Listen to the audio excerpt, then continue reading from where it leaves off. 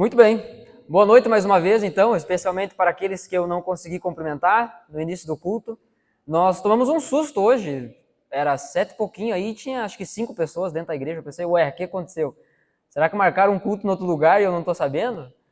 Mas não sei se foi o frio, foi essa chuvinha, deu preguiça hoje, ficaram em casa comendo pipoca, não sei qual foi o motivo. Mas, como nós cantamos aqui e cremos nisso, que Deus, Ele preparou um encontro para nós essa noite. Um encontro com Ele, juntamente com os nossos irmãos, mas um encontro com Ele por meio da Sua palavra. Cantamos a palavra, oramos a palavra, pregamos a palavra, vamos ouvir a palavra. O nosso empenho, o nosso esforço deve ser atentar para aquilo que a palavra tem para nos dizer. Então, glória a Deus, que bom que você está aqui, você é muito bem-vindo. Tem algumas pessoas que eu não sei o nome, depois quero cumprimentá-los melhor, se vocês quiserem, né? Senão, saiam correndo, senão eu vou catar vocês. Mas sejam bem-vindos, vocês estão em casa. Quero convidar você a abrir a sua Bíblia, por favor, no Evangelho de Mateus, capítulo 5. Nós vamos seguir com a nossa série de sermões intitulada A Vida no Monte. Essa série, ela é baseada no Sermão do Monte. Essa série, ela é uma grande jornada que nós entramos aí. Então, ainda estamos no capítulo 5.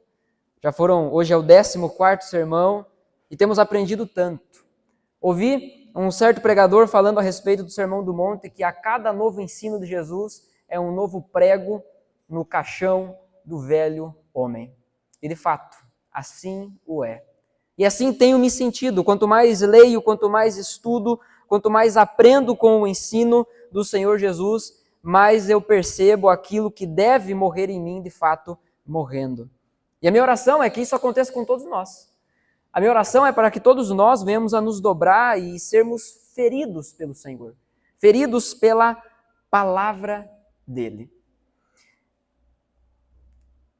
Esse Sermão do Monte, ainda que nós tratamos assim, e é comumente conhecido, Mateus capítulo 5, 6 e 7, como o Sermão do Monte, na verdade, a maioria dos estudiosos acreditam que esse não foi um único sermão de Jesus, mas na verdade foi uma série de sermões que Jesus fez, como um retiro que ele fez com os seus discípulos para ensinar sobre tantas coisas, tantos princípios importantes do reino de Deus. O Dr. Martin Lloyd-Jones, ele vai dizer que nenhuma porção do Sermão do Monte, nenhuma porção do Sermão do Monte pode ser entendido de forma isolada. Então nós precisamos olhar para o Sermão do Monte como um todo para poder entender o que cada uma de suas partes tem para nos dizer. Qual é o problema que enfrentamos hoje em dia? Talvez o problema que você lida, a tentação talvez que você tenha. É de, na hora do apavoro, ir para a Bíblia procurando uma resposta, e como quem acredita em horóscopo gospel, abre a Bíblia, diz assim, Deus, fala comigo, abre a Bíblia em qualquer lugar, e o texto que caiu, então, é esse aqui. Só que, muitas vezes, o texto fora do contexto, ele abre pretexto para a gente falar qualquer coisa. A Bíblia é um livro tão rico que você vai encontrar a base nela para falar qualquer coisa, inclusive bobagem. Por isso, precisamos estar atentos ao contexto de cada texto que lemos. Por isso, não entramos no Sermão do Monte para estudar o Sermão do Monte com pressa. Não, nosso objetivo é realmente entender que vida é essa que o nosso Senhor deseja que tenhamos. É importante lembrar que o Sermão do Monte não foi pregado por Jesus para nos ensinar o que fazer, simplesmente. Jesus pregou o Sermão do Monte para ensinar o que nós devemos ser. Ele não está interessado apenas em coisas exteriores, mas no nosso coração. Nós não podemos ir para o Sermão do Monte e acreditar que é só um conjunto de regras, é um novo código de ética, uma moral mais elevada, simplesmente que Jesus está dando para os homens, ensinando para os seus discípulos e para a multidão. Não, nada disso. Jesus não veio simplesmente dizer façam isso ou façam aquilo, pode isso ou não pode aquilo. Não, Jesus veio transformar os corações. Ele direciona o seu ensino aos corações.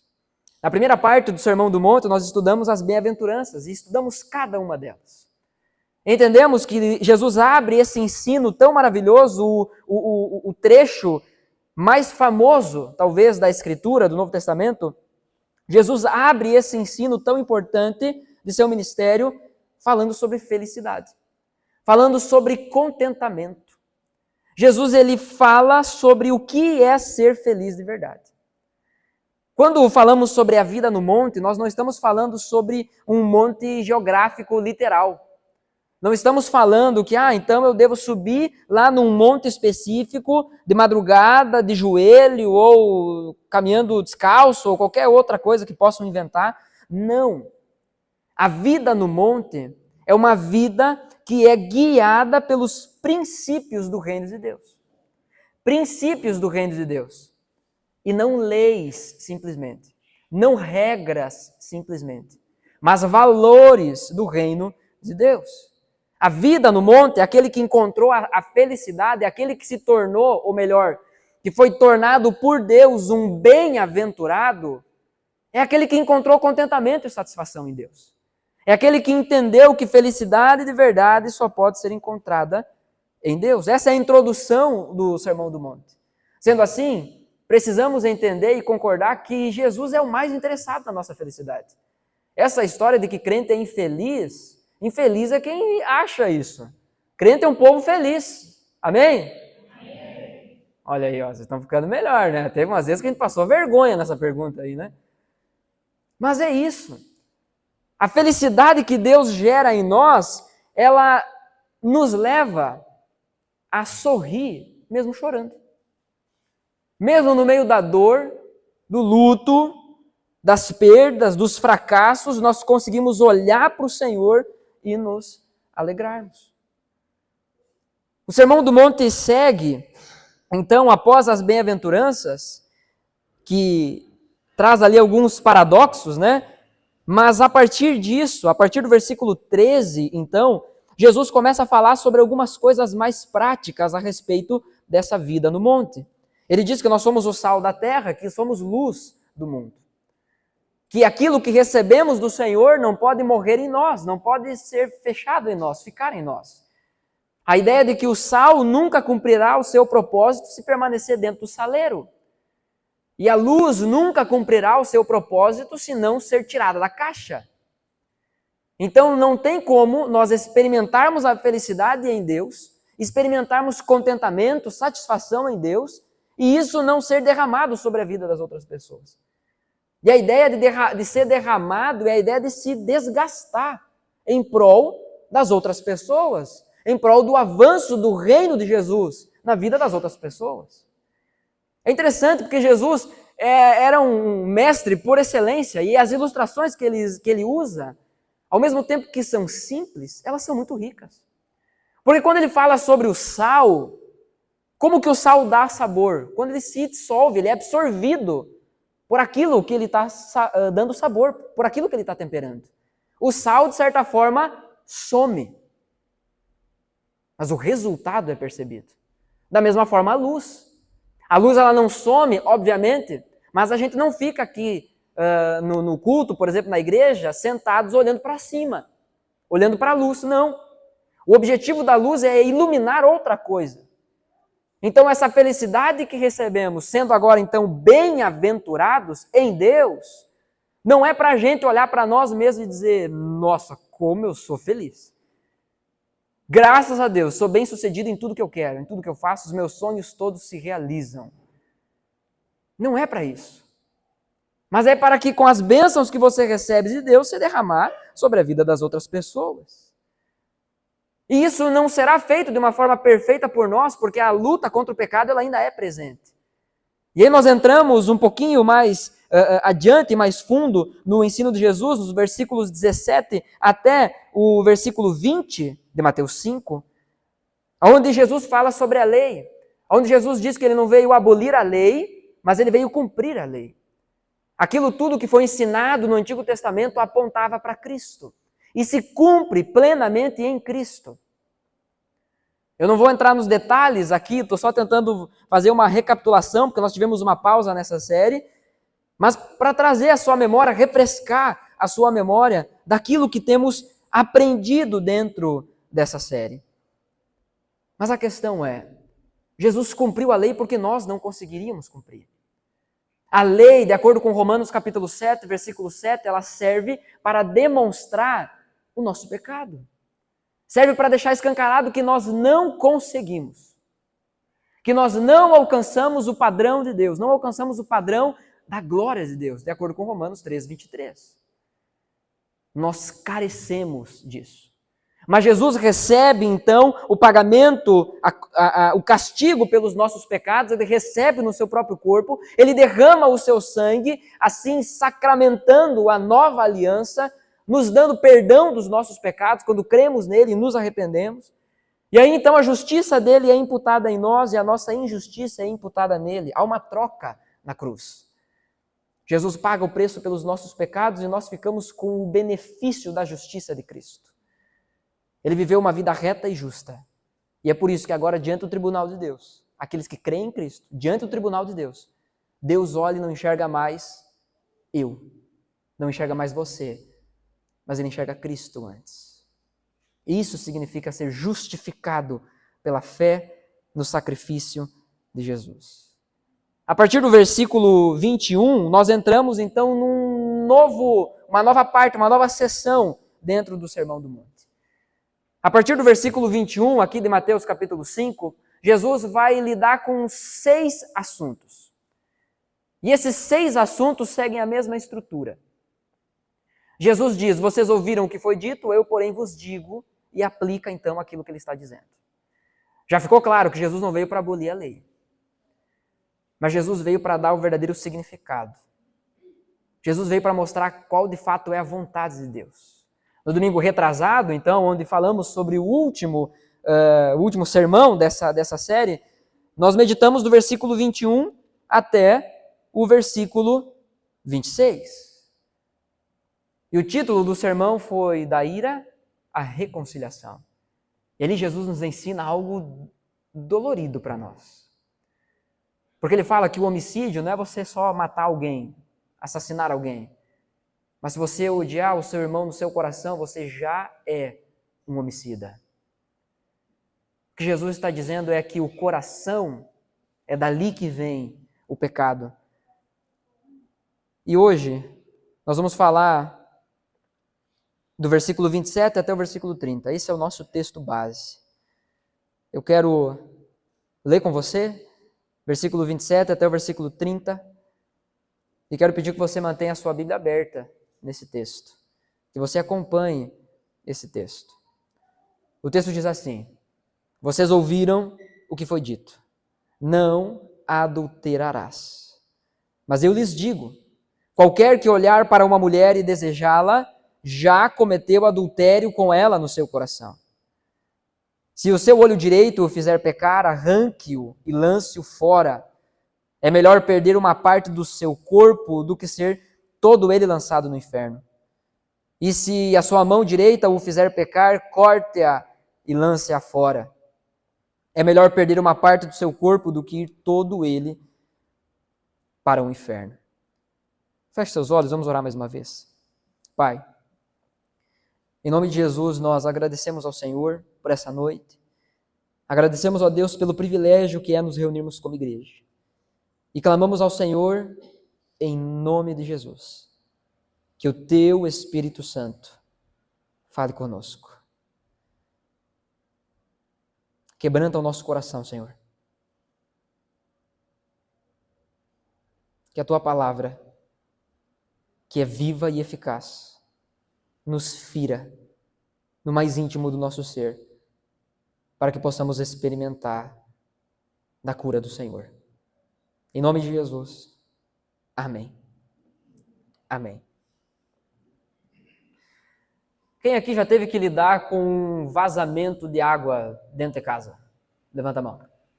O seu Ailton levantou até com tristeza. Parece que tem assim, ele chegou a lembrar de um que sofreu muito. Quando percebemos um vazamento, vê ali uma poça d'água em algum lugar, uma infiltração, alguma coisa, o que você faz?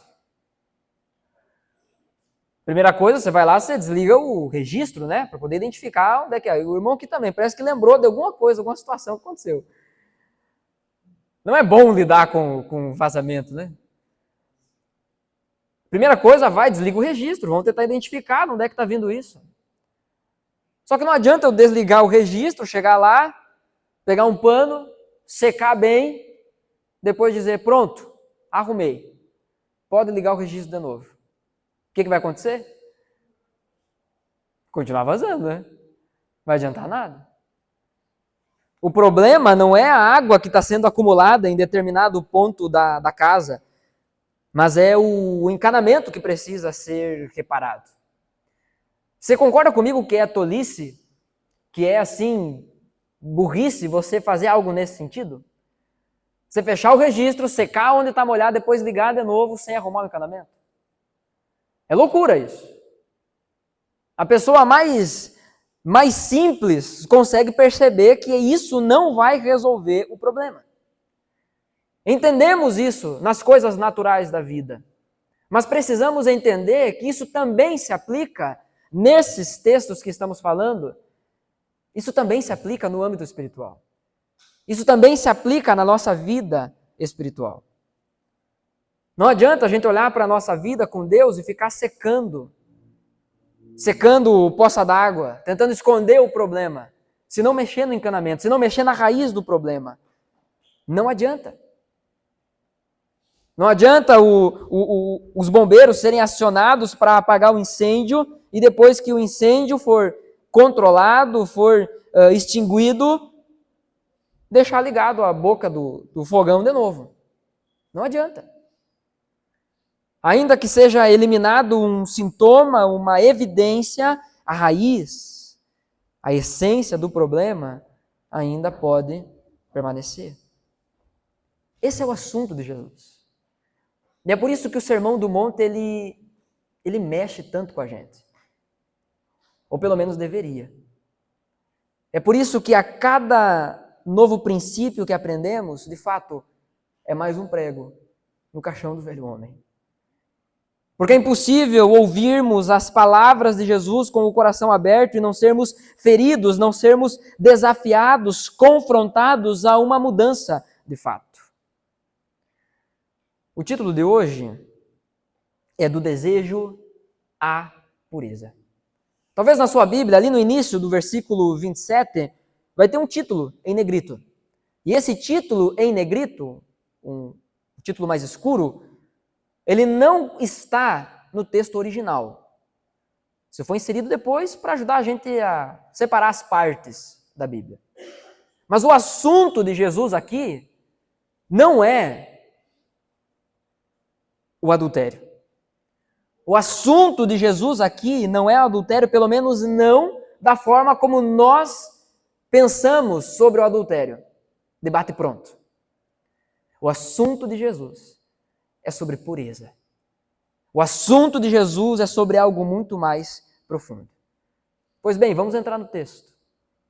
A exemplo do último sermão, eu quero separar em 3 pontos.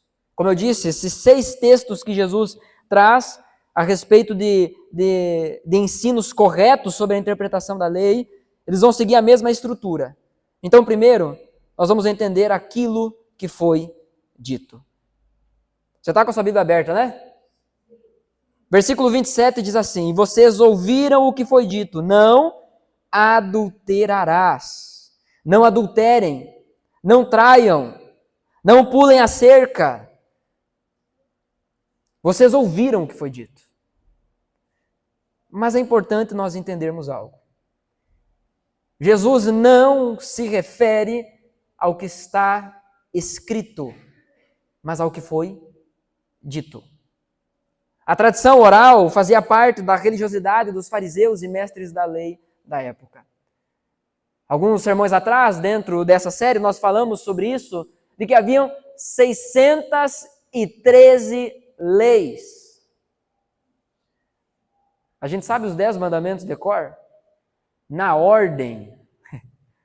613 leis que os mestres da lei, os escribas, os fariseus sabiam de cor. Só que muitas dessas leis não era aquilo que estava escrito, inspirado por Deus, mas eram leis adicionadas que esses próprios mestres, escribas, haviam acrescentado para o próprio benefício. Para ter controle, ou seja lá qual for a motivação, era a motivação de cada um desses homens.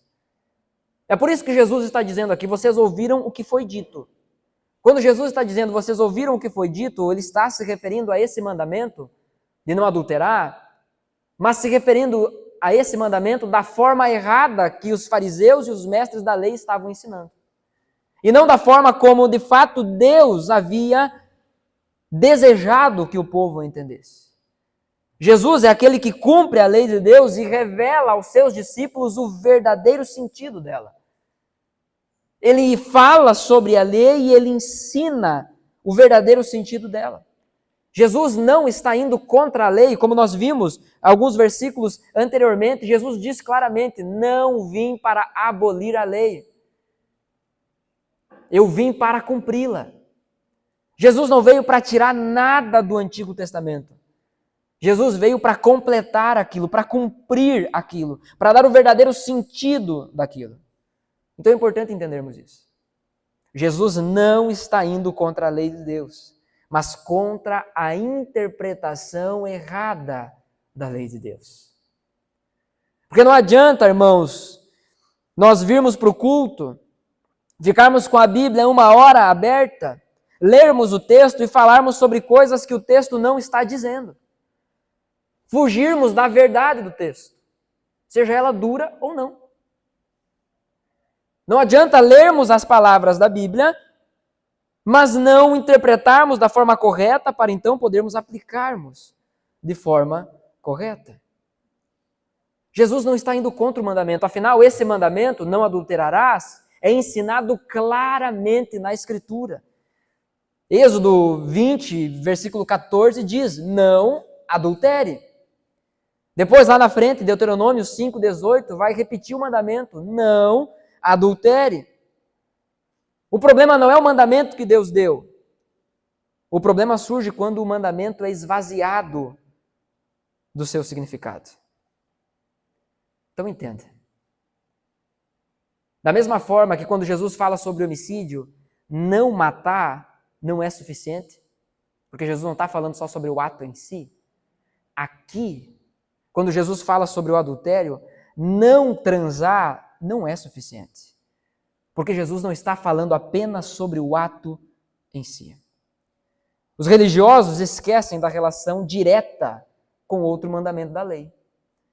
Êxodo capítulo 20, versículo 17 diz, não cobiçarás a casa do teu próximo, não cobiçarás a mulher do teu próximo, nem seus servos ou servas, nem seu boi ou jumento, nem coisa alguma que lhe pertence. O texto diz, não cobice. O mandamento é não cobice. Não está dizendo, não está falando sobre o ato final consumado, mas está falando sobre algo que surge na mente, que vem do coração. Então, ainda que o ato em si não seja praticado, não significa que o mandamento não tenha sido quebrado. Mas os fariseus, os mestres da lei, os escribas da época adoravam isso. Adoravam criar novas leis, novas regras para que fossem beneficiados. Ignorando o verdadeiro sentido da lei, ignorando a vontade de Deus manifestada na sua palavra, eles achavam um jeito de contornar a lei. O jeitinho brasileiro, na verdade, é o jeitinho humano. Ele sempre existiu. A natureza pecaminosa nos leva a tentar achar um jeito de contornar a vontade de Deus para que sejamos beneficiados, para que possamos desfrutar dos prazeres que tanto queremos. Essa é uma das marcas de um religioso. Aquela religiosidade oca, vazia, o sepulcro caiado. Ele sabe o que está escrito, mas ele não entende o verdadeiro sentido do que está escrito. E por isso não cumpre o verdadeiro sentido do que está escrito. Então, de antemão, talvez você esteja pensando, ou em algum momento pode passar pela sua cabeça, o texto está falando sobre adultério. Eu não sou casado, não posso adulterar, não sei o que eu vim fazer na igreja hoje. Mas, de novo, Jesus não está falando sobre adultério. O assunto de Jesus é muito mais profundo. Ele está falando sobre pureza. Martinho Lutero disse certa vez: não podemos impedir que os pássaros voem sobre as nossas cabeças, mas podemos impedir que eles façam ninhos sobre elas. Assim também não podemos nos livrar de sermos tentados, mas podemos lutar para não cairmos em tentações. Porque quando começamos a entender o verdadeiro sentido da palavra de Deus, que ela aponta para o nosso coração, nós começamos a perceber que, de fato, não é simplesmente difícil fazer a vontade de Deus. É impossível. Pela força do nosso braço, pelas nossas próprias capacidades, pelos nossos pensamentos, é impossível. Eu costumo dizer para alguém que chega para mim e diz assim: mas pastor, isso é muito difícil. Eu digo: não é difícil, é impossível. Ah, mas eu não consigo perdoar, é muito difícil. Não é difícil perdoar, é impossível. É por isso que Jesus veio à Terra. É por isso que primeiro Ele nos perdoa, para que então possamos perdoar os outros. Vamos falar sobre isso especificamente mais lá na frente. Mas precisamos entender que viver o padrão, viver dentro dos valores do reino de Deus não é difícil. É impossível. E é por isso que nós precisamos de Jesus. É por isso que precisamos que Ele transforme o nosso coração.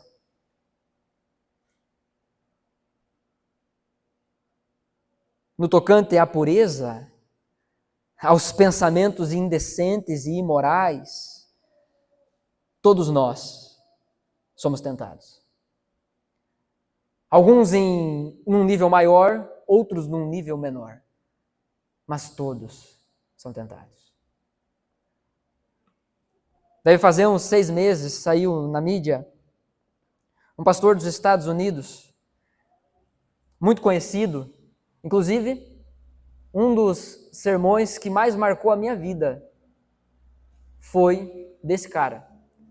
Eu lembro até hoje, de eu assistindo um sermão dele, legendado, porque era em inglês, né? E eu não speak English. E eu estava lá assistindo na cidade que eu morava antes, lá em Caçapava do Sul. E eu lembro que eu terminei de assistir. E eu terminei de assistir aquela pregação de joelhos na sala da minha casa, nosso apartamento lá, chorando. E eu nunca mais me esqueci. Mas esse homem, um grande homem de Deus, muitos livros, muitas palestras, muitas conferências, comentários bíblicos, caiu no pecado da imoralidade sexual. Teve um relacionamento extraconjugal. Um senhor, que eu acredito que já na casa de quase 70. Alguns são tentados no nível maior, outros são tentados no nível menor. Mas eu quero seguir para a gente entender um pouco melhor sobre isso. Em primeiro lugar, precisamos entender que não adulterarás, esse mandamento, não é apenas sobre um ato consumado. Jesus está falando sobre uma motivação do coração. Aquilo que foi dito na boca dos religiosos é: você pode pensar o que quiser, você pode sentir o que você quiser, desde que você não faça. Desde que ninguém veja ou ninguém descubra. Como falamos no sermão passado dessa série, há muitas pessoas que matam, que cometem crimes e vivem a vida inteira sem pagar pela justiça terrena desses crimes que cometeram. Mas esse não é o princípio que nós vemos na Escritura. Bom, em primeiro lugar, vocês ouviram o que foi dito. Em segundo lugar, aquilo que Jesus diz. Versículo 28 diz: mas eu lhes digo.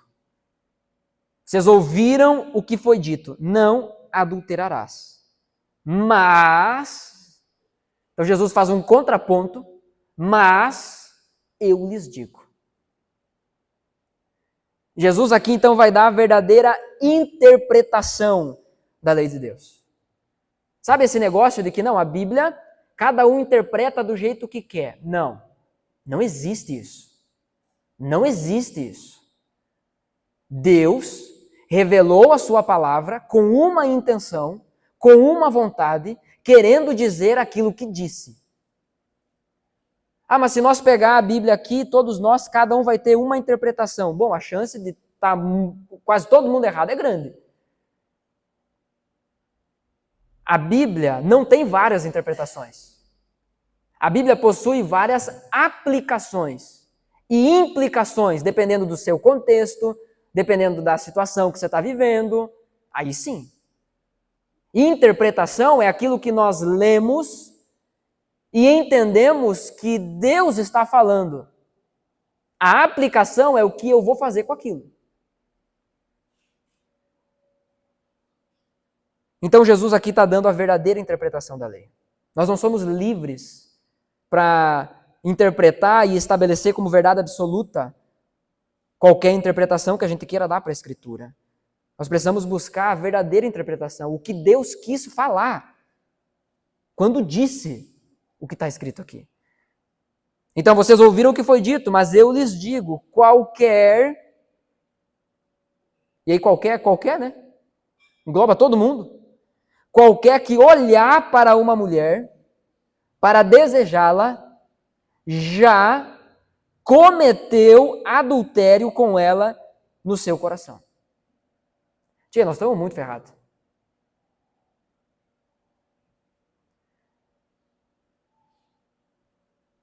Jesus nos mostra o padrão da lei de Deus.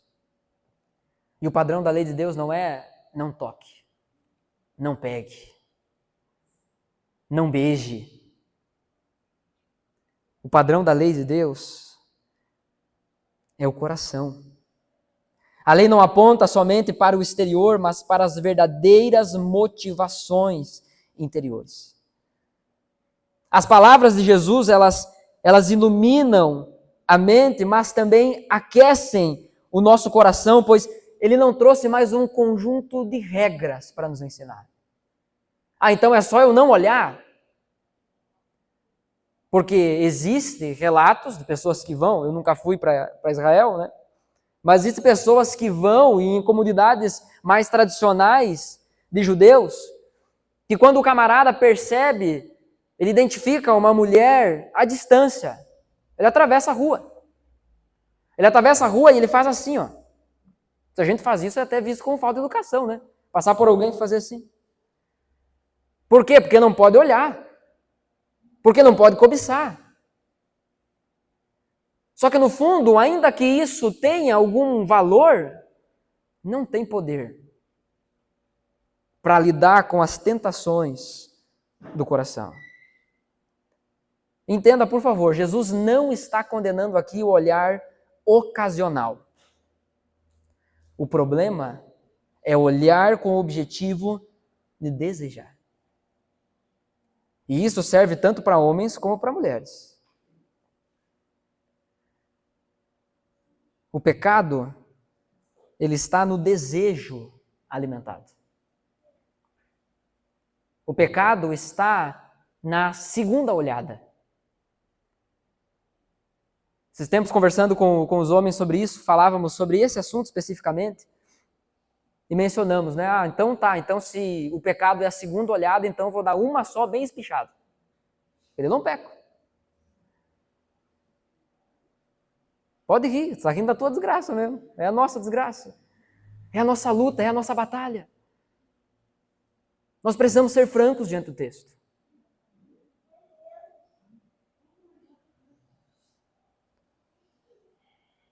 Todos nós sabemos aquilo que nos atrai. Todos nós sabemos aquilo que gostamos. Você consegue muito bem, a uma certa distância, olhar e ver assim, é uma mulher, e eu acho bonita. Aí o que tu vai fazer? Tu vai continuar olhando? Alimentando no pensamento, não, mas eu não vou fazer nada. Nunca mais vou ver essa pessoa na minha vida. Não existe a possibilidade de acontecer alguma coisa real entre nós. Que é isso que acontece muito nas redes sociais hoje em dia, né? Conversas. Não, mas nunca vai acontecer nada. Mas e o coração? Porque Jesus está falando sobre um assunto do coração aqui. E não apenas do ato. É claro que existe uma grande diferença das consequências entre pensamentos e ações. Você desejar ter alguém que não é seu cônjuge possui uma consequência. Agora, você de fato ir para a cama com alguém que não é o teu cônjuge possui outra consequência. É claro que existe uma grande diferença nisso. Existe uma grande diferença das consequências. Ninguém vai preso por desejar roubar um banco. Porque às vezes a gente assiste uns filmes e pensa, é fácil, né? Mas nos filmes tudo segurança são burro. Os caras entram, roubam, saem. A gente entra no mercado, procurar alguma coisa, se não acha, não sei se você é inseguro a esse ponto, você entra no mercado, a Luana está dando risada, que a gente entendeu o que eu vou falar. Tu entra no mercado procurando um produto, você não encontra o produto, você sai do mercado pensando assim, ó, eu tenho que fazer uma cara de que eu não roubei nada. Que eu estou saindo de volta sem pegar nada. Porque parece que sempre tem alguém olhando para ti. Mas ninguém vai preso por desejar roubar alguma coisa.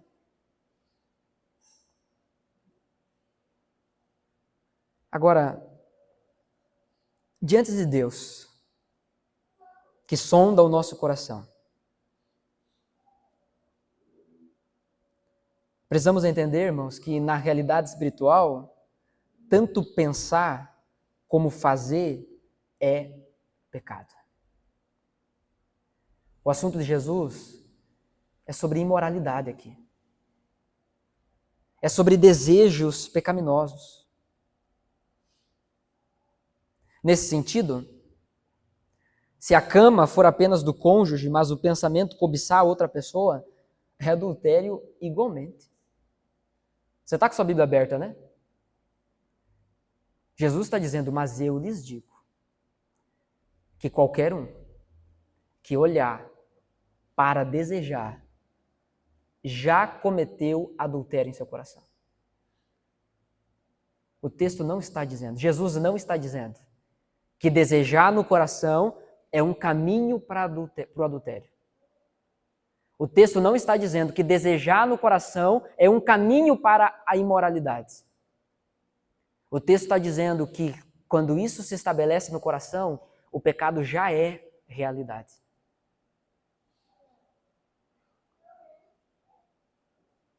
A questão crucial é o que o coração ama mais. Quando a tentação vem ao nosso coração, quando ideias desgraçadas começam a sobrevoar a nossa mente. Como disse Martinho Lutero, eu não posso controlar se um pássaro para na minha cabeça. Se bem que eu tenho que ser bem distraído para fazer isso, né? Mas eu não posso controlar ele parar na minha cabeça, mas eu tenho total controle se ele vai fazer um ninho na minha cabeça ou não. O que você tem alimentado no seu coração? Porque a questão é essa. O que nós amamos mais? Quando esses pensamentos surgem, quando essas tentações surgem, quando aquilo que parece ser inofensivo surge ao nosso coração, ou quando alguém vem e compartilha conosco uma situação. Quando alguém chega para a gente e diz assim, meu irmão, a minha colega de trabalho está dando em cima de mim. Oh, cuidado, não vai fazer nada, hein? Mas sabe o que é? O pior é que eu quero. Não. O importante é tu não fazer. Não. O pecado já está estabelecido. O pecado já está estabelecido. E é isso que nós precisamos entender. Já é uma ofensa a Deus. Já está desagradando a Deus. Então isso não vem com importância ao nosso coração apenas para a gente lutar contra, mas também para ensinarmos as outras pessoas. Porque nenhum adultério, um ato consumado, ele acontece de uma hora para outra. É sempre uma construção. É sempre uma construção. A cada dia, um novo tropeço. A cada dia, um degrau para baixo. O que o seu coração ama mais? O seu coração ama mais a reputação? O seu coração ama mais a imagem que você tem acerca de si mesmo? Porque enquanto você está ouvindo isso, talvez a postura do seu coração esteja ok, entendi, Jesus está falando isso, é importante, mas para mim não, podia ter ficado em casa. O que é mais importante para você? É a percepção que você tem acerca de si próprio?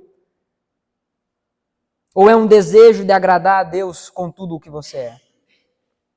Irmãos, nós não podemos entregar o nosso coração a Jesus e em seguida dobrá-lo diante de um altar de imoralidade. Que às vezes a mente de alguns está tão corrompida, mas está tão corrompida que a pessoa está dentro da igreja e está lutando com pensamentos imorais. A pessoa está dentro da igreja e ela já decidiu que quando ela sair daqui, ela vai fazer aquilo que ela não devia. Esse é o ponto, esse é o estado que muitos se encontram. A imoralidade chega a tal ponto que com a mesma mão que nós levantamos para dizer aleluia, glória a Deus, é a mão que nós usamos para pegar e tocar coisas que não deveríamos. Com os mesmos olhos que deveriam guiar o caminho, os mesmos olhos com os quais lemos a palavra são os olhos que consumimos imoralidade, que olhamos para as pessoas ao nosso redor de uma forma que não deveríamos olhar. Que desejamos e às vezes até possuímos pessoas que não são nosso marido ou nossa esposa. Você entende o pecado? O ensino de Jesus, obviamente, se aplica também aos solteiros para que esses fujam da fornicação. Fornicação é qualquer tipo de imoralidade, qualquer tipo de ato sexual fora do casamento. Porque Deus deu o sexo como uma bênção para o casamento. E nós precisamos falar sobre isso. Nós precisamos conversar sobre isso. Você, principalmente, que tem aí os seus filhos, você precisa falar com eles sobre isso. Porque eles vão ouvir de outras pessoas. Esses dias uma mãe comentou com a gente, pedindo oração, que estava preocupada porque vai começar uma matéria na escola onde vão falar sobre educação sexual. Vão ensinar como se usa camisinha e tudo mais. Às vezes estamos deixando o coração, o ensino daquilo que foi dado como bênção de Deus. Estamos deixando para que outras pessoas ensinem. Para que outras pessoas que não amam a Deus ensinem. Mas talvez você não seja um velho tarado que nem esse grande homem de Deus se tornou, que eu citei. Mas você tem uma responsabilidade com o corpo de Cristo. Talvez você não se torne uma mulher já com idade avançada, mas imoral, mas você tem uma responsabilidade com o corpo de Cristo, que é ser exemplo para aqueles que são mais novos. Para ser exemplo de pureza, de fé, de piedade. Você deve entender o que é esse pecado para poder ajudar aqueles que estão sofrendo com o peso desses pecados, ou sofrendo com essas tentações. E aprender a identificar isso logo na raiz. Quando começa uma conversinha aqui, quando começa uma conversinha ali. E infelizmente isso muitas vezes acontece também dentro da igreja. Estudando essa semana a respeito disso, me chamou a atenção um comentário que um pastor fez. Que muitas vezes essa essa imoralidade dentro da igreja, ela vem com uma roupagem gospel, né? Uma roupagem religiosa. Aonde um camarada de olho numa irmã,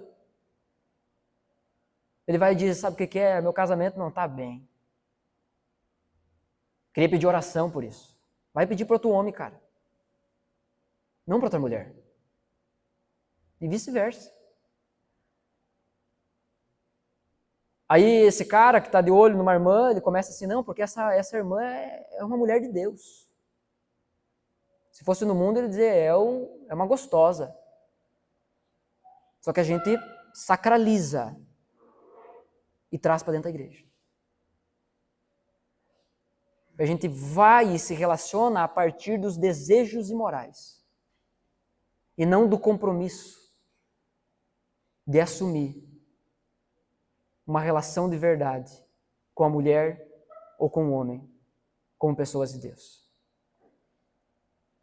Nós precisamos entender isso.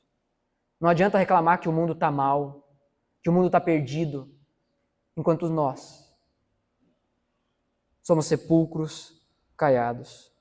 Bonito por fora, roupagem bonita, mas por dentro fede. Então isso se aplica também aos solteiros. Com a tecnologia hoje na palma da mão, ficou muito fácil ser escravo da imoralidade sexual. Porque você tem acesso à pornografia aonde você quiser, através do seu telefone, no momento que você quiser. Você manda mensagem e apaga a mensagem. Você bota lá visualização única, você apaga histórico, você se esconde. Mas Deus está vendo. Jesus está vendo. Para ser ilustrativo, eu vou partir do estereótipo que o homem é mais imoral, tá? Mas isso se aplica a ambos os sexos. O próprio Jesus parte do princípio que do estereótipo que o homem é mais imoral, porque ele diz, qualquer um que olhar, o homem que olhar para uma mulher que não é sua e desejá-la. Mas isso se aplica também para uma mulher que olhar para um homem que não é seu e desejá-lo. Porque isso acontece também. E é bem mais comum. É bem mais comum do que a gente acha. Mas eu quero trazer uma situação, uma ilustração aqui para a gente pensar um pouquinho a respeito disso. Quando um homem olha com desejos pecaminosos para uma mulher, ou a mulher olha com desejos pecaminosos para um homem, o pecado é sempre dele. O pecado é sempre dela. O pecado é sempre daquele que está olhando com desejos que não deveria. Mas isso não significa que o outro lado não possua responsabilidade nisso. Não significa que eu não deva tomar o cuidado com as pessoas que estão ao meu redor. Muitas mulheres se vestem e postam conscientes de que se tornarão pedra de tropeço para outros. É roupas que marcam e mostram o que não deviam. As suas curvas deveriam pertencer a seu marido. Existe um movimento de erotização até mesmo das grávidas. Se você for pesquisar rapidamente por isso, você vai ver que existem pessoas tão imorais ao ponto de ir para a internet e procurar conteúdo pornográfico com grávidas. Enquanto isso, tem muitas mamães fazendo ensaios só de calcinha e sutiã, mostrando todo o corpo, como se grávida deixasse de ser mulher. O homem posta foto, se veste, se comporta como quem quer chamar a atenção. Se veste de peito de pomba. É o que é o peito de pomba? Estufa, né? Assim, o homão chegou. Olhem para mim.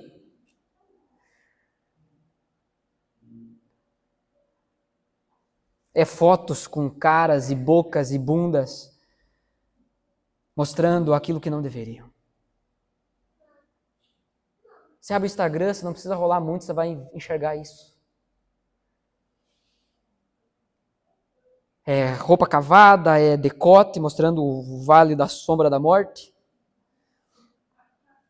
É as coxas aparecendo.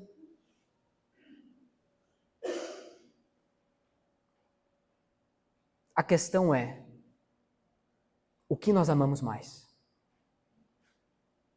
Nós amamos mais a sensação de saber que alguém está olhando para nós com desejo?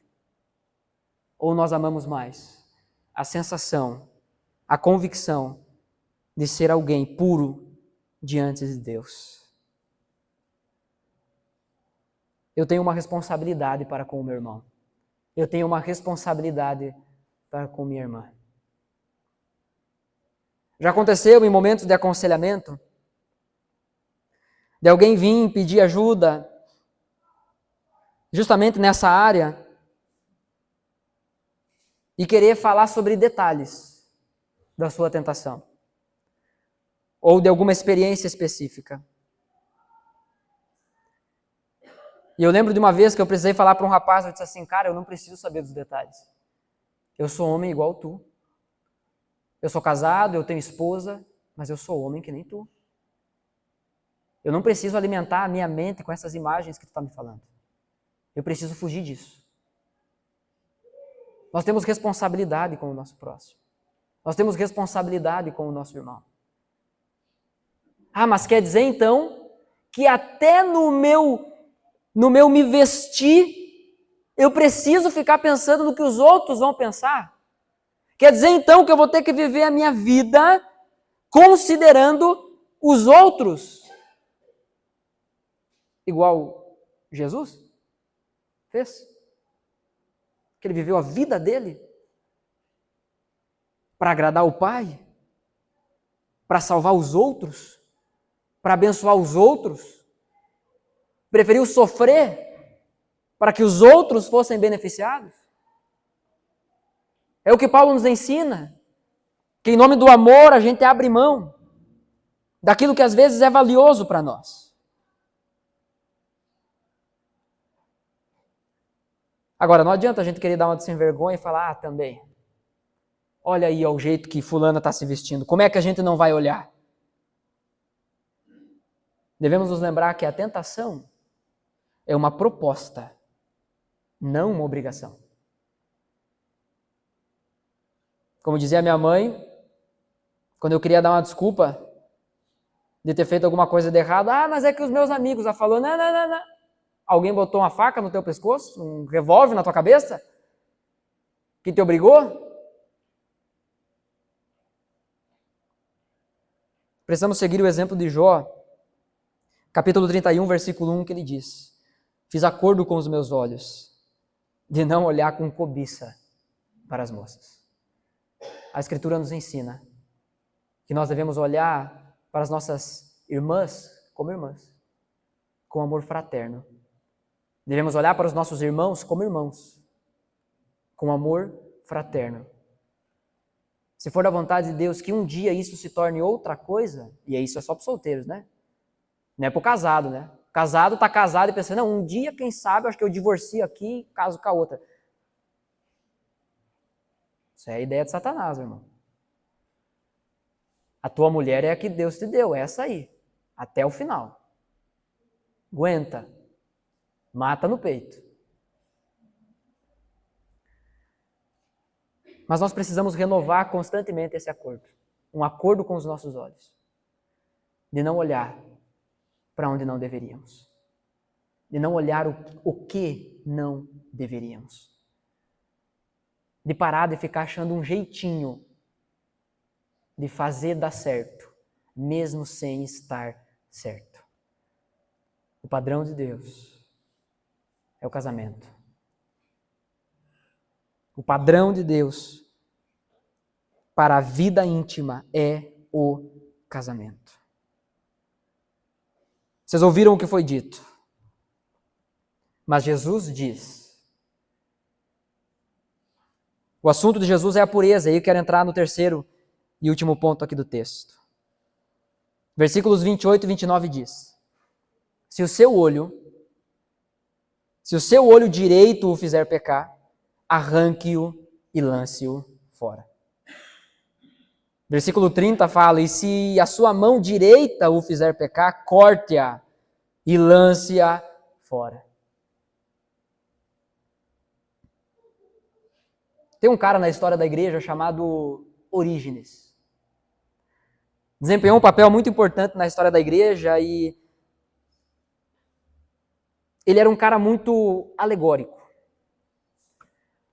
Ele olhava para os textos e enxergava alegoria em tudo. Só que quando ele olhou para esse texto, ele enxergou como algo literal. E ele era alguém que sofria muito, com fortes desejos pecaminosos na área sexual. Ele teve uma brilhante ideia. Ele se capou. Resultado, ele continuou desejando. Ele continuou com o coração mau. Só que agora com um sofrimento ainda maior. Porque o problema não é o corpo, simplesmente. Nós precisamos entender que o que Jesus está dizendo não é um incentivo à automutilação, mas é uma hipérbole, é um exagero. A abordagem radical é para expressar a gravidade do pecado. Porque vamos pensar, quanto te vale o teu olho direito? O quanto vale a tua mão direita? Jesus fala sobre os membros direitos, pois representavam o melhor, representavam algo mais valioso. É como se o olho direito valesse mais do que o olho esquerdo, o braço direito valesse mais do que o braço esquerdo. Eu sou canhoto, então, para mim seria até melhor se fosse o direito, porque o canhoto é o melhor. Mas isso é apenas Jesus ilustrando, mostrando de que, se for necessário, arranque algo que tem valor para se manter puro. Mas nós comprometemos a pureza por coisas que têm valor para nós. Nós dividimos o nosso coração. Ninguém é louco de questionar a importância de um olho ou de um braço. Mas a pergunta é, qual o preço que estamos dispostos a pagar para não pecar? O que você está disposto a fazer para parar de pecar? Não, eu oro, eu leio a Bíblia. E depois eu fico até as 3 da madrugada no celular, mesmo sabendo que eu tenho tentação, mas eu fico ali, orando, pedindo para que Deus me proteja. Sai fora, meu. Desliga esse telefone. Abre mão daquilo que te afasta de Deus. Cria uma nova rotina, para de frequentar os lugares que você frequenta, para de assistir o tipo de série que você assiste, para de ler o tipo de livro que você lê. Eu conheço um casal que estão enfrentando sérias dificuldades no casamento. Sérias dificuldades. E tudo começou porque um deles gostava muito de ler livros românticos.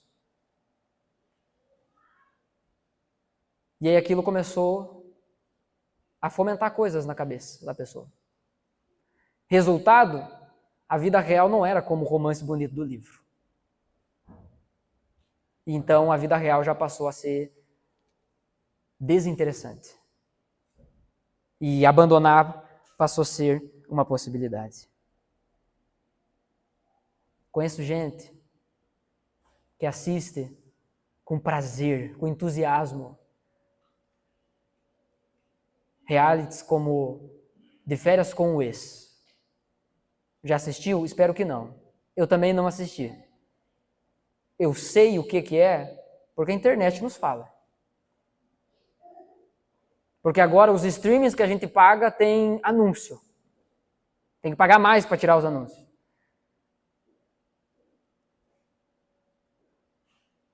Mas o que é vendido, o que é mostrado ali é só imoralidade.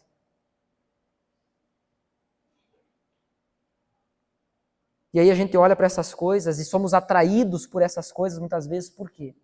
Por que você para ler uma notícia, para ouvir uma notícia sobre um divórcio por conta do adultério?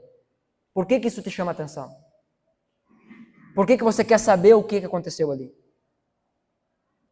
Qual é o preço que estamos dispostos a pagar para não pecar? Qual o preço que estamos dispostos a pagar para não levar o outro a pecar? Porque existem dois tipos de cristãos. Existe o imaturo, o infantil, que só pensa em si. Eu não estou pecando e estou de boa. Deus conhece o meu coração. Criança, você é criança. Você é infantil se você pensa desse jeito. Porque nós somos chamados como filhos do mesmo Pai, onde nós temos muitos irmãos. E temos responsabilidades com os nossos irmãos. Então a grande pergunta dessa noite não é só o que eu preciso fazer para não pecar, mas é o que eu preciso fazer para não levar o outro também a pecar. O que eu preciso fazer na condição que eu me encontro, casado, solteiro, viúvo, sonhando em ter casamento ou nunca mais querendo casar? O que hoje eu posso fazer que vai abençoar a vida do meu irmão, da minha irmã, que vai ajudá-lo, vai ajudá-la num caminho, num processo de santificação, num crescimento de pureza, e não pureza de atos, mas pureza de coração. Mateus capítulo 18, versículo 7 diz: ai do mundo, por causa das coisas que fazem tropeçar. É inevitável que tais coisas aconteçam, mas ai daquele por meio de quem elas acontecem. Eu vou sair assim mesmo, não tenho culpa se eu sou bonitona. Não tenho culpa se agora eu estou indo na academia e fiquei gostosão. Não tenho culpa se ficam olhando para mim.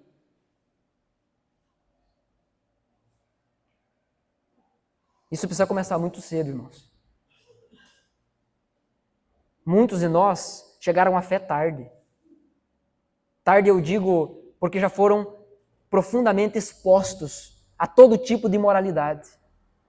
Talvez até abusos. Mas como nós estamos ensinando as nossas crianças? Como nós estamos ensinando os nossos adolescentes? Como você, homem, você que tem filho homem, está ensinando o seu filho? Como você está ensinando a sua filha mulher a respeito de pureza, a respeito de santidade, a respeito da importância do casamento, da preciosidade que é o casamento? Nós vamos falar sobre isso melhor na semana que vem, sobre o casamento. Mas nós precisamos assumir a nossa responsabilidade com as pessoas que estão ao nosso redor. Não podemos pagar pelo sacrifício de Cristo, obviamente. Não é uma coisa que eu faço para pagar a pureza que Deus pode me dar, não é algo nesse sentido. Mas o que é tão valioso para nós, que mesmo nos levando a pecar, não abrimos mão? Porque daqui a pouco, a área íntima daqueles que estão casados também não está como deveria estar. Isso também é pecado. Mas eu não estou olhando para ninguém, mas você não está olhando para quem deveria. É pecado também. O maior exemplo que podemos dar para os nossos filhos, a respeito de pureza, a respeito de santidade, é termos um casamento santo, saudável, que aponta para Deus. É a melhor coisa. Alguém já disse que o discurso, ele pode até convencer, mas o exemplo arrasta. O seu filho, cara, vai tratar a mulher dele como você trata a mãe dele, como você trata a sua esposa. A tua filha vai procurar um marido como você é marido. Mas eu não tenho filho. Que bom! Dá para começar a consertar agora já. O que é tão valioso para nós, que mesmo nos levando a pecar, seja eu pecando ou seja eu pecando por levar outro a pecar, O que é tão valioso para mim que eu não sou capaz de abrir mão? Qual é o meu olho direito? Qual é a minha mão direita que eu não corto de jeito nenhum? Porque ainda que o assunto seja aqui imoralidade sexual, há tantas outras coisas que envolvem impureza nas quais somos reprovados. Se tem algo que você olha e diz assim, eu sei que eu deveria parar de fazer isso. Eu sei que eu deveria parar de postar esse tipo de foto. Qual é o objetivo de você postar uma foto com o seu carão assim? Qual é o objetivo? Você se arrumar toda, postar uma foto assim,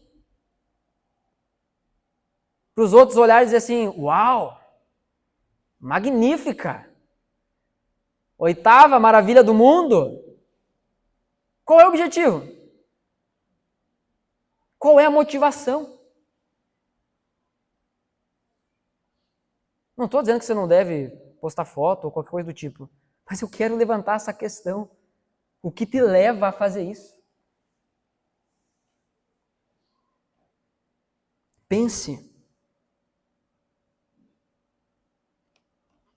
A verdade é que nós podemos sim, e especialmente as mulheres que são mais vaidosas, os homens, a graça de Deus, olha, os homens feios com as mulheres bonitas, é só a graça. Mas, especialmente as mulheres, há uma forma santa de você apresentar a sua beleza, seu cuidado, o autocuidado nas redes sociais. Há uma forma de você abençoar, encorajar outras mulheres a fazer o mesmo, a se cuidar, a se amar. Porque para a mulher isso é bem, mas pesa muito mais do que para o homem. Já pensou 2 mulheres se encontrando, uma falando para outra assim, engordou, hein? Deu ruim. Nunca mais se olham na cara. Eu chego para alguns irmãos assim, eu digo assim, e essa pochete aí? É diferente. Jesus, ele não olha simplesmente para os atos, e não vou eu ficar aqui nomeando, isso é pecado, isso é pecado, isso é pecado. Não. A Bíblia não diz postar foto é pecado, a Bíblia não diz isso. O que a Bíblia fala, ela aponta para o coração. Qual é a motivação? Se existe algo que nós sabemos que está nos fazendo pecar, ou está nos tornando pedra de tropeço na vida de outros, e mesmo assim não abrimos mão, eis aí um ídolo. Você é um idólatra. Você é igual o rei do Egito, foi da Babilônia, Nabucodonosor, que Daniel falou para ele, do sonho que ele teve, que ele era a cabeça de ouro da estátua. Então o rei pega, vai lá e manda construir uma estátua enorme em sua homenagem. Porque aquilo ali ele não queria abrir mão. Porque aquilo ali era valioso demais. Leonard Ravenhill, no livro Por que Tarda o Pleno Avivamento, ele cita um outro autor, mas ele levanta a seguinte questão. À luz de Cristo, não é chocante a maneira como eu e você vivemos? Olhando para aquilo que Jesus fez na cruz, afirmamos que amamos a Ele, afirmamos que fomos alcançados pelo amor dEle, afirmamos que pertencemos a Ele, afirmamos que Ele é nosso Senhor e Deus. Mas não é chocante a maneira como eu e você vivemos? A maneira como lidamos com coisas do cotidiano? A maneira como rapidamente aquilo que é valioso para nós, nós colocamos numa área, numa parte da estante da nossa vida chamada, não, isso aqui nada a ver. Eu que sei. Só com o passar do tempo, é exatamente aquele nada a ver que é a raiz da perdição. Porque foi ignorado algo que parecia ser inofensivo. Mas um dia me falaram que não era pecado. Vocês ouviram o que foi dito. Mas o que Jesus diz? Essa é a pergunta, meu irmão. O que Jesus diz?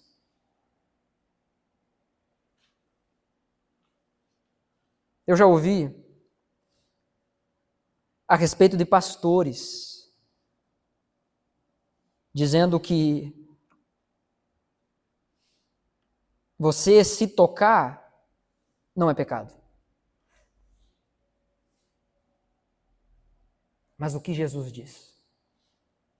O que a Escritura diz? Talvez você já ouviu gente dizendo, não, mas assim tá bom. Desse jeito tá bom. A pergunta é o que Jesus diz. A luz da cruz de Cristo não é chocante? A maneira como eu e você vivemos? A consequência para aqueles que amam mais o pecado será a condenação eterna. O texto está dizendo isso. Fica então com o teu olho, fica então com a tua mão e vai inteiro para o inferno. O que Jesus está dizendo é que vale bem mais a pena você se abster de prazeres momentâneos, que no fim das contas só vão te fazer mal. Não é nem tipo assim, vou aproveitar. Não vai. Não vai. Você vai ser um infeliz. Vai ser um frustrado. Mas a consequência para aqueles que amam mais as coisas do mundo é a condenação eterna. Lloyd Jones escreve: o pecado é aquela coisa terrível que de tal maneira nos ilude e engana que nos deixa perfeitamente felizes e contentes, enquanto ainda não cometemos o ato. Não, eu só estou pensando, só está na minha cabeça, eu não fiz nada. Pelo menos eu não traí, né? Como certas pessoas aí. Só porque a referência que você está pegando é baixa, não quer dizer que deve ser essa referência. Tem marido muito pior do que eu, e daí? Você quer ser o melhor entre os piores? Ou você quer ser um homem segundo o coração de Deus? Mas tem tanta mulher ruim por aí, daí? Você quer ser a melhor entre as piores? Quer ser a menos pior? Ou você quer ser uma mulher segundo o coração de Deus? Então isso vale para todos, irmãos. Isso vale para todos nós. Lloyd Jones continua e ele diz assim: Deus proíba que qualquer de nós contemple a santa lei de Deus e se sinta satisfeito consigo mesmo. Ou seja, olhar para a Bíblia e dizer, tá bom, próxima. Que loucura! Se não nos sentirmos impuros até neste momento, que Deus tenha misericórdia de nós. Se for concebível ficarmos satisfeitos com a nossa própria vida por jamais termos cometido algum ato de adultério ou de homicídio, ou qualquer desses outros pecados, então assevero, diz Lloyd Jones, que não conhecemos a nós mesmos e nem a negridão e imundícia de nossos próprios pecados.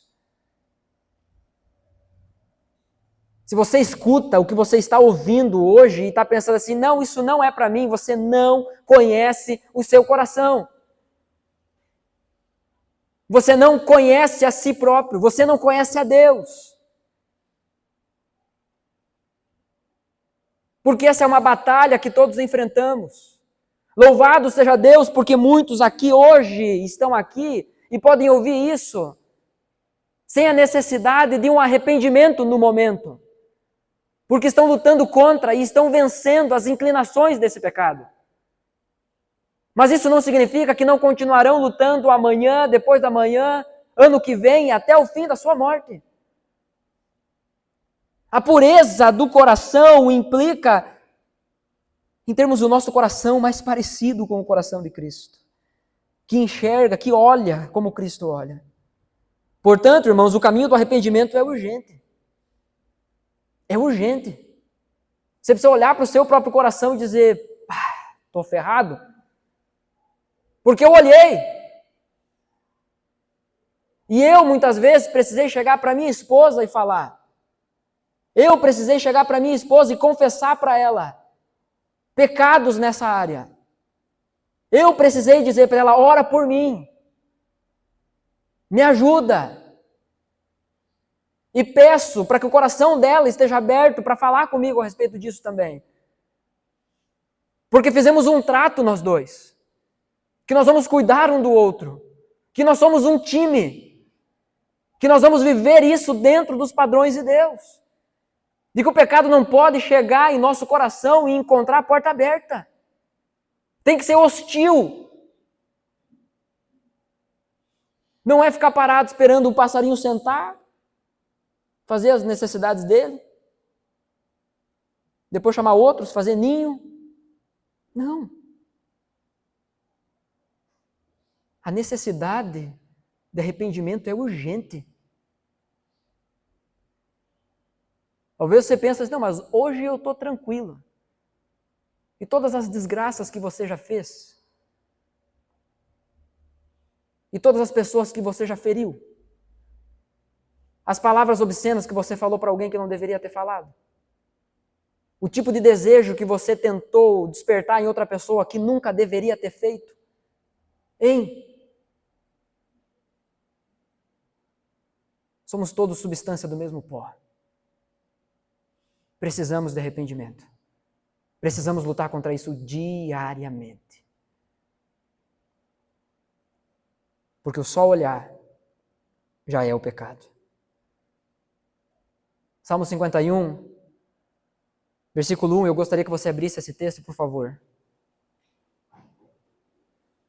É um salmo de Davi, onde Davi é confrontado por Natã pelo seu pecado. Você lembra da história, né? Na época em que os reis saíam para guerrear, Davi ficou em casa. Ele sai na janela do seu palácio e enxerga uma mulher bonita tomando banho.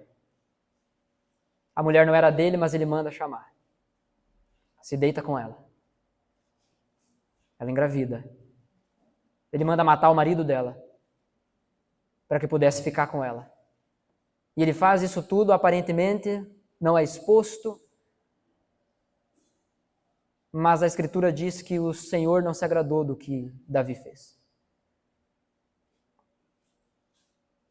Depois Deus envia o profeta Natã para pregar contra o pecado de Davi, para repreender Davi. Ele usa uma historinha de ovelhas. É interessante que quando nós vemos esse pecado em outras pessoas, de bate pronto nós afirmamos, isso aí tem que matar. Isso aí não merece perdão. Foi a mesma postura de Davi. Natã chega para Davi e conta uma história. Ele diz assim, tem um homem com muitas ovelhas. Ele recebe uma visita. Ele resolve oferecer um jantar. Ao invés de ele pegar e matar uma das suas ovelhas para oferecer o jantar, ele vai e rouba uma ovelha do vizinho. Só que era a única ovelha do vizinho. E não era a ovelha que se criava para fora, era uma ovelha tipo pet. Dormia na cama com ele. Era uma ovelha doméstica, de estimação. Vai, pega, rouba a ovelha, mata a ovelha. E aí Natã pergunta para Davi, o que esse homem merece? Qual o castigo que esse homem merece? Davi rapidamente diz, esse homem tem que morrer. Natã olha para Davi e diz, foi isso que tu fez, seu sem vergonha. Porque nós somos bons para enxergar o pecado na vida dos outros e dizer, isso aí isso não presta. Mas quando é na gente, diz assim, não, isso aqui nada a ver. Deus sabe do meu coração. Por favor. Só que quando Natã repreende Davi, Davi se arrepende. Não importa o tanto de imoralidade que você já viu ou fez na sua vida. Se você tomar hoje o caminho do arrependimento, o nosso Jesus está de braços abertos para nos perdoar e para nos purificar. Olha o que diz o Salmo 51, do versículo 1 ao versículo 10. Quem tem a versão NVI, levanta a mão aí, por favor. Eu gostaria que você lesse então comigo. Eu vou puxar aqui e eu gostaria que você lesse. Quem tem a versão NVI, porque é a versão que eu tenho aqui para não ficar cada um atirando para um lado.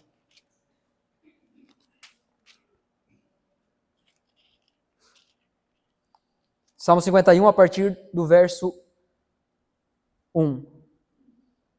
Tem misericórdia de mim, ó Deus, por teu amor. É esse que está aparecendo aí? Não? Quem tem NVI? Então vamos de novo. Eu vou começar a ler e você vem atrás. Você vai lendo junto, em voz alta, entendeu? Entendeu? Desculpa. Não, desculpa. Foi erro meu. Foi erro meu. Vamos lá? Tem misericórdia de mim, ó Deus, por teu amor, por tua grande compaixão, apaga as minhas transgressões. Lava-me de toda a minha culpa e purifica-me do meu pecado. Pois eu mesmo reconheço as minhas transgressões e o meu pecado sempre me persegue. Contra ti, só contra ti pequei e fiz o que tu reprovas, de modo que justa é a tua sentença e tens razão em condenar-me. Sei que sou um pecador desde que nasci. Sim, desde que me concebeu minha mãe. Sei que desejas a verdade no íntimo e no coração me ensinas a sabedoria. Purifica-me com hisopo e ficarei puro. Lava-me e mais branco do que a neve serei. Faz-me ouvir de novo júbilo e alegria, e os ossos que esmagaste exultarão. Esconde o rosto dos meus pecados e apaga todas as minhas iniquidades. Cria em mim um coração puro, ó Deus, e renova dentro de mim um espírito estável. Essa é a oração de um arrependido. Cria em mim, ó Deus, um coração puro. Essa deve ser a nossa oração após ouvir isso. Porque nem mesmo nós somos capazes de sondar o nosso próprio coração da forma que deveríamos. Portanto, a pergunta que eu lhe faço é: há coisas valiosas que você precisa cortar hoje? Talvez é teu celular. Algo que Deus te deu para ser bênção na tua vida está te levando para um caminho de perdição. Talvez é aquela janta da firma que você vai. Talvez é o seu melhor amigo, que já não pode mais ser o teu melhor amigo. O que é que está te atrapalhando de viver pureza dentro do padrão de Deus? Mesmo que for o teu olho, vale a pena cortar. Mesmo se for a tua mão, vale a pena cortar. Diante disso, portanto, para ouvir e praticar, será que é possível viver a vida sem adulterar? É fácil viver sem ir para uma cama que não é sua. Por meio de esforço e disciplina, a maioria das pessoas consegue viver sem pular cerca. Porém, o foco de Jesus não são camas sujas, mas corações impuros. Não importa o que foi dito. Importa o que Jesus diz. 1 João, capítulo 2, versículos 15 e 16 diz: não amem o mundo, nem o que nele há. Se alguém amar o mundo, o amor do Pai não está nele. Amar mais as coisas do mundo, se agarrar nessas coisas que te fazem tropeçar ou fazem outros tropeçarem, é amar o mundo. E se você ama o mundo, o amor do Pai não está em você. De acordo com Tiago capítulo 4, se há amizade com o mundo, nessa ideia de afeição, afeto, se há esse tipo de amizade com o mundo, você é inimigo de Deus. Pois tudo o que há no mundo, diz o versículo 16 de 1 João 2. Pois tudo o que há no mundo, a cobiça da carne, a cobiça dos olhos, a ostentação dos bens, não provém do Pai, mas do mundo. Em nome de Jesus, deixe de ser um mundano. Deixe de olhar como um mundano. Deixe de se vestir como um mundano. Deixe de postar como um mundano. Deixe de caminhar como um mundano. Deixe de falar como um mundano. Mas viva como alguém que foi transportado do desejo impuro para a pureza de Cristo. A imoralidade sexual, ela atrai. Depois ela escraviza. E por fim, ela mata. Mas Cristo traz vida e restaura. Por meio da confissão e discipulado. Confissão a Ele, discipulado dele, mas também confissão ao irmão. Confissão a alguém que ama Jesus. Pedir ajuda para alguém que ama Jesus. Então, se você, homem, entende que você tem essa dificuldade, procure ajuda. Procure ajuda, que você vai ser derrotado por isso sozinho.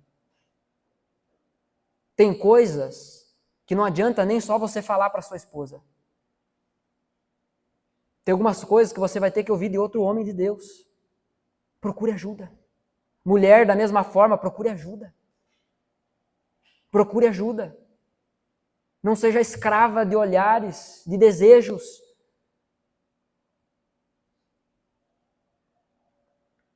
Confie. Confie que Deus, os solteiros especialmente, né? Confie que Deus tem alguém preparado para você. Mas antes, Ele vai preparar você.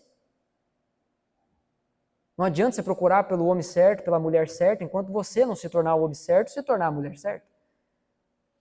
Porque se você achar o homem certo e for a mulher errada, você estragou a vida do cara. Busque a Deus. Só que se o homem que se aproximar de você vai se aproximar por aquilo que você aparenta, o dia que você deixar de aparentar, o amor acabou. É por isso que há muitos casamentos com décadas que são só de fachada. Peça ajuda, confesse seu pecado, busque discipulado. Se não abandonarmos o pecado, rendendo o nosso coração a Jesus, até mesmo as coisas boas serão corrompidas. Se você não abandonar a imoralidade, se você não pegar um caminho de pureza, até mesmo os bons relacionamentos serão corrompidos. Você já não vai nem conseguir mais olhar para os seus irmãos de uma forma santa. Porque você está podre por dentro. Tito capítulo 1, versículo 5 diz: para os puros, todas as coisas são puras. Mas para os impuros e descrentes, nada é puro. Um abraço, um beijo no rosto, um aperto de mão, uma mensagem no WhatsApp é o suficiente para despertar desejos impuros. Para os puros, todas as coisas são puras, mas para os impuros e descrentes, nada é puro.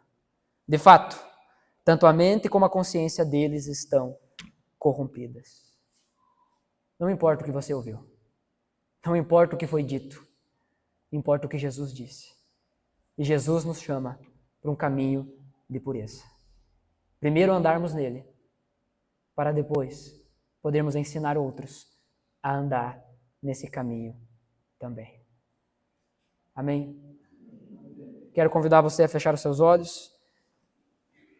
Eu quero orar pela sua vida. Os irmãos vão nos conduzir em mais uma canção. E eu quero desafiar você, eu quero encorajá-lo a fazer dessa música a sua oração. Sabe, diante de Deus. Diante de Deus, você rendeu o seu coração. Não é para mim, Eu não quero saber o que passa na tua mente, eu nem posso saber isso. Mas eu quero encorajá-lo a, nesse momento, você colocar o seu coração diante de Deus. Você pedir perdão a Deus. Senhor, me perdoa. Me perdoa, porque a tua palavra me mostra que eu sou alguém impuro. Me perdoa, Senhor, porque há tentações que eu tenho alimentado. Me perdoa, Senhor.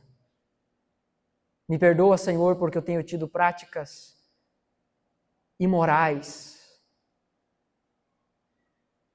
que eu tenho tido práticas sexuais fora do casamento, fora do padrão que o Senhor estabeleceu.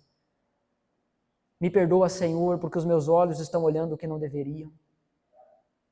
Me perdoa, Senhor, porque eu tenho amado mais as coisas desse mundo.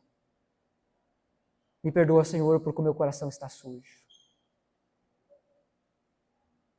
Essa é a oração que você precisa fazer. Talvez até hoje você achou que isso não era um problema seu, mas nesse momento, o Espírito Santo está lembrando a você.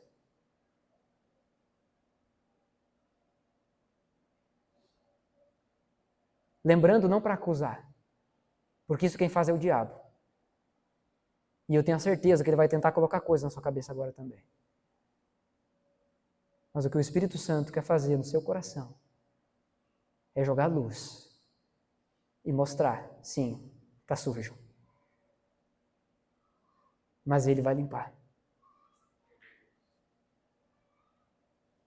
Repouse na palavra de Deus de 1 João 1,9.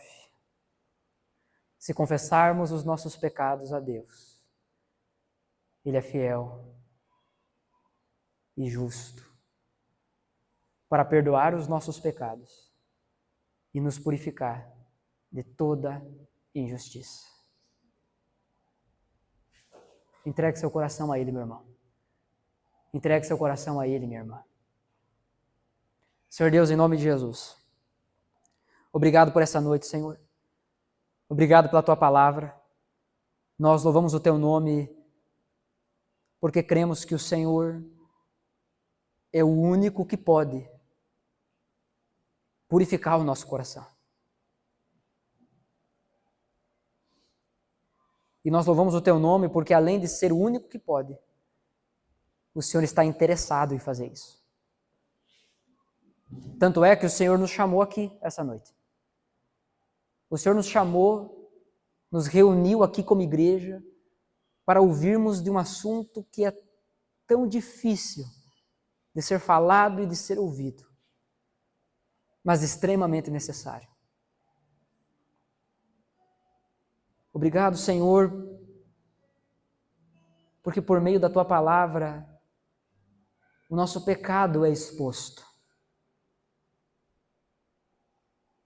O nosso coração é exposto. Nos livra, Deus. Nos livra de ficar preocupado em apenas não fazer um ato errado. Mas nos leva à maturidade. De buscar um coração puro diante do Senhor. Nos perdoa, Senhor. Porque tantas vezes alimentamos as coisas desse mundo. Nos perdoa porque tantas vezes somos pedra de tropeço na vida de outros. Ah, Senhor, por favor, dá-nos sabedoria na hora de falar, na hora de se comportar, na hora de se relacionar, na hora de se vestir, na hora de postar. Dá-nos sabedoria e pureza na hora de assistir alguma coisa. Dá-nos coragem, Senhor, para arrancar o olho, cortar a mão se for necessário. Dá-nos coragem para abrir mão das coisas que nos são valiosas, mas que têm nos tornado impuros. que essa noite morra em nós os ídolos da imoralidade e que o Senhor, que é santo, completamente puro, reine soberano em nossos corações. Senhor Jesus, eis aqui o nosso coração. Que possamos cantar com verdade. Que possamos cantar quebrantados. Que possamos cantar confessos.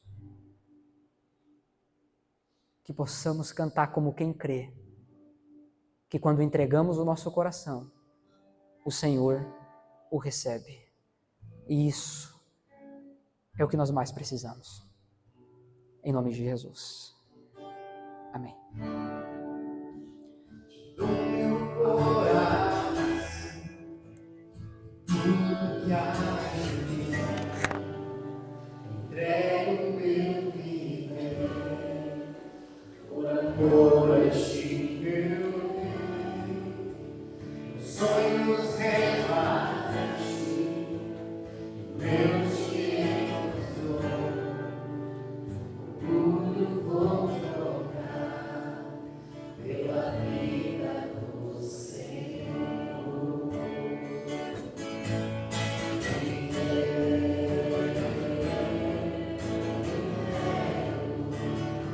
Tudo a ti, tudo a ti.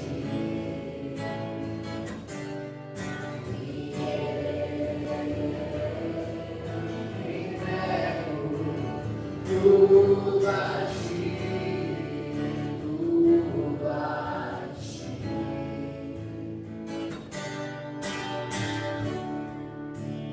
Canto essa canção, entrega a ti, Jesus, e no mundo lá, eu deixo os pés da cruz, conhecerás teu nome.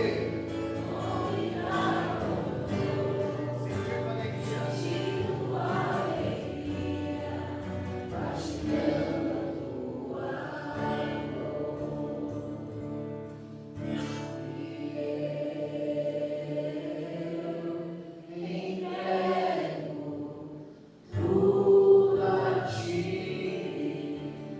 tudo a ti.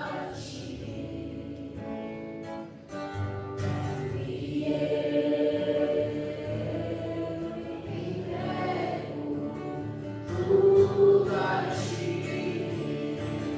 tudo a ti.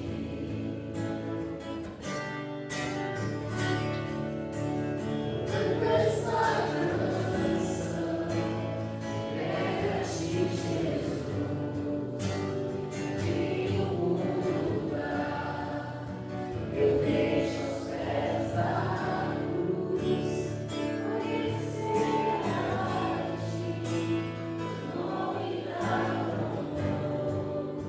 sentindo a alegria, partilhando a tua dor. E eu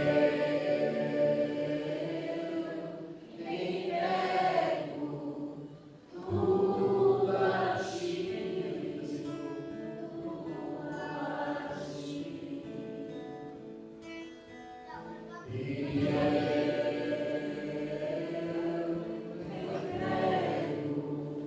tudo a ti, tudo a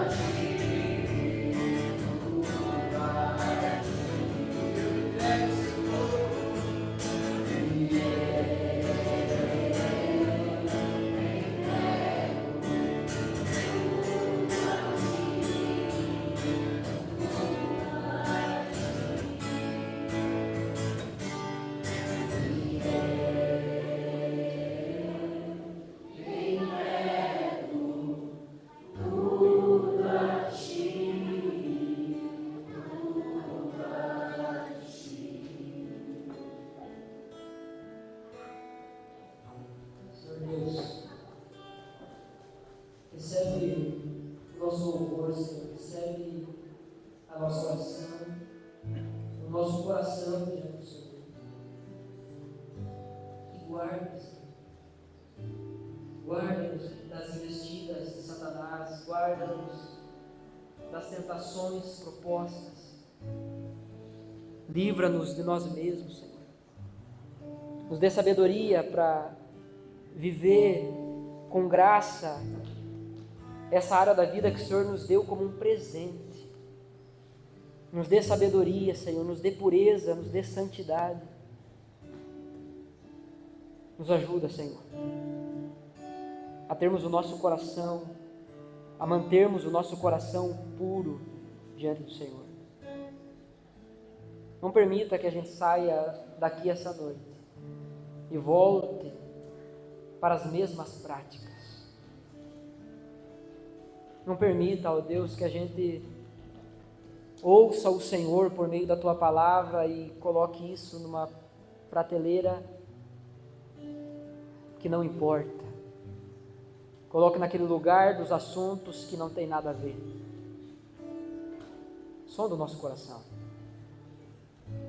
Cria em nós, ó Deus, um coração que ama o Senhor e que ama as coisas do Senhor e que ama o jeito do Senhor de fazer as coisas. Em nome de Jesus.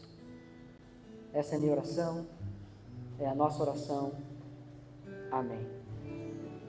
Amém.